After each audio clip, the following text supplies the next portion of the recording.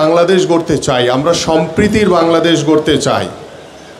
কিন্তু জামাতের নেতারা দেখছি, গতকালকে বোধহয় বলেছেন একজন, কি রোজা আর হচ্ছে পূজা নাকি মুদ্রা রেপিট ওপিট, নাউজুবিল্লাহ।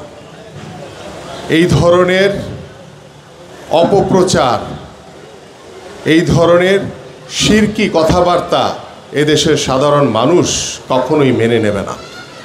যেখানে আমরা চাই একটি অসাম্প্রদায়িক বাংলাদেশ গড়তে, আমরা চাই একটি সম্প্রীতির বাংলাদেশ গড়তে, যেখানে মুসলমান, হিন্দু, বৌদ্ধ, খ্রিস্টান, যেই ধর্মেরই হোক না কেন, আমরা সবার ধর্মকে সম্মান করি।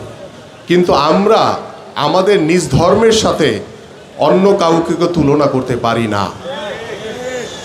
আমরা চাই সকল ধর্মের মানুষ আমরা একই ছাদের নিচে পরিবারের মতো ভ্রাতৃত্ববোধ, আন্তরিকতা, সৌহার্দ্যপূর্ণ সম্পর্ক রেখে, একটি সহমর্মিতা রেখে আমরা যাতে একে অপরের সাথে বসবাস করতে পারি। কিন্তু একটি রাজনৈতিক দল তারা ধর্মকে বিক্রি করে তারা নতুন করে রাজনীতি শুরু করেছে, যেটা আমি বিশ্বাস করি আমার সামনে যারা বসে আছেন আপনারা কি এটা মেনে নেবেন কখনো?